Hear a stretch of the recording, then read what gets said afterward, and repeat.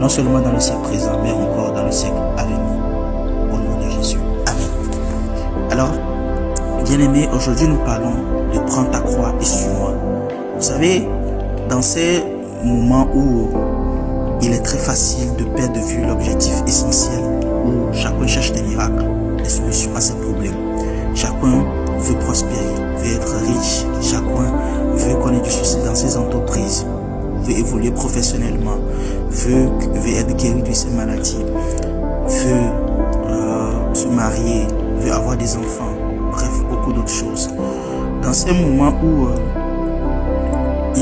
nous cherchons beaucoup de choses, il est très facile de perdre de vue l'essentiel, de perdre de vue ce qui est le plus important, ce qui est réellement la priorité. Vous savez, il y a la priorité et puis il y a les choses secondaires.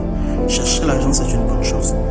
Chercher la richesse, la gloire, chercher toutes ces choses-là, la santé, prospérer, se marier, tout ça, c'est très bien. Mais ce sont des choses secondaires. Il y a des choses qui sont prioritaires et ces choses prioritaires, nous les trouvons. Par exemple, dans Matthieu 10.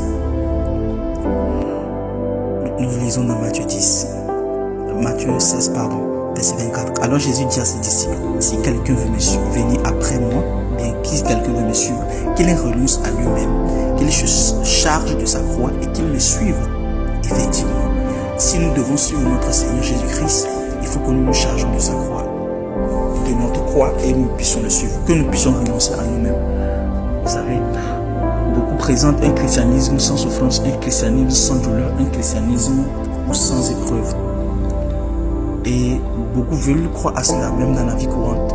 La vie n'est pas faite de joie tout le temps. Il y a des épreuves, il y a des situations difficiles, il y a des complications. Mais cette fois-ci, ce que Dieu attend de nous, ce que Dieu veut de nous, c'est que nous puissions renoncer à nous-mêmes et le suivre. Et renoncer à nous-mêmes n'est pas facile. Vous savez pourquoi? Parce que la Bible dit dans Timothée que celui qui veut vivre une vie pieuse sera persécuté. Oui, renoncer à nous-mêmes, c'est abandonner notre propre volonté, abandonner notre propre plan, abandonner l'objectif que nous avons pour notre vie, afin d'embrasser les objectifs que Dieu a pour nous, la volonté de Dieu pour nous, le plan de Dieu pour nous. En fait, c'est lui appartenir tout entièrement et totalement. Combien de chrétiens veulent encore appartenir à Dieu tout entièrement? Combien de jeunes, combien de pères, combien de mères, combien d'enfants de Dieu veulent vraiment que Dieu soit le maître de leur vie, pas seulement le sauveur, le maître. Ici, quand on dit maître, le Seigneur, Jésus-Christ est le sauveur et le Seigneur. C'est ce que nous confessons, n'est-ce pas?